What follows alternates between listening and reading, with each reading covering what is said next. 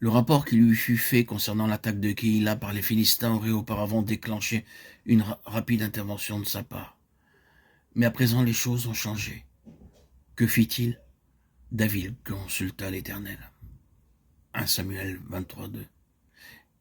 Il pria pour s'assurer s'il devait combattre et s'il serait vainqueur. Quel changement!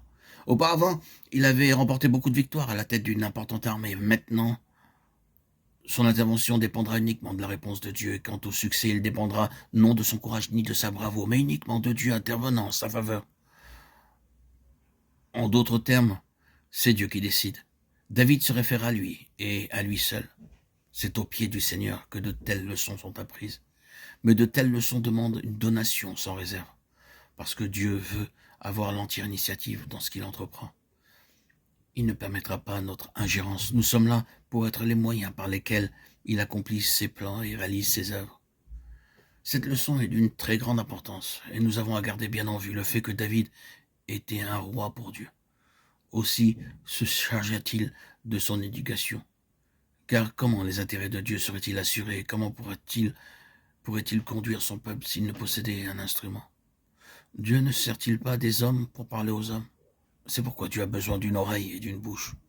En apprenant à rechercher la volonté de Dieu, David apprit également à ne pas être gouverné par les situations, mais uniquement par la voix de Dieu. Cette expérience est irremplaçable. De même, quand le Saint-Esprit nous apprend avec amour et patience cette leçon, d'entendre la voix de celui qui parle entre les chérubins, et quand nous sont formulées et définies ces pensées, notre homme intérieur se forme et connaît une maturité croissante, car notre esprit doit toujours grandir afin d'atteindre cet état de fils. C'est en nous maintenant joyeusement dans une entière soumission et en apprenant l'obéissance à travers les voies de Dieu que se réalise cette croissance. La parole adressée par Dieu au prophète Samuel concernant David est aussi pour nous. Dieu veut que nous soyons des rois. L'Église est un corps élu dès avant la fondation du monde. Éphésiens 1:4. Un corps constitué de fils appelés à régner, gouverner, administrer. C'est par son Église qu'il dirigera les nations. Le Seigneur veut que son Église ait part au trône. Celui qui vaincra, je le ferai asseoir avec moi sur mon trône. Apocalypse 3:21. Si nous sommes dans sa main, nous apprendrons sûrement la leçon qui suit. Il arrivera un jour où il ne sera plus possible de parler au-delà de notre propre histoire spirituelle, parce qu'elle constitue en nous ce qui a été fait par la main de Dieu. Tout ce que nous pourrions dire au-delà de notre propre histoire ne serait ni révélation, ni œuvre accomplie par le Saint-Esprit, mais seulement de l'information et une connaissance sans fondation pour nous. Dieu ne pourrait guère s'en servir.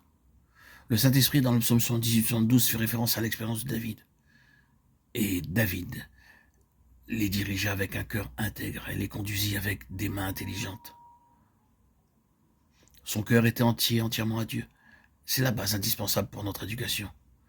Ce qu'il apprit sous la discipline de Dieu dans cette école où nous aussi nous avons à apprendre tout de lui, dans une dépendance toujours plus ajustée, il l'appliqua pour la conduite du peuple de Dieu, l'héritage de Dieu. Pouvons-nous dire honnêtement que nous connaissons une telle école, qu'il y a aussi quelque chose de l'histoire de cet homme dans la nôtre? C'est cependant l'un des aspects de notre éducation, de la discipline sur laquelle nous sommes maintenus, pour que nous soyons de quelque utilité pour Dieu.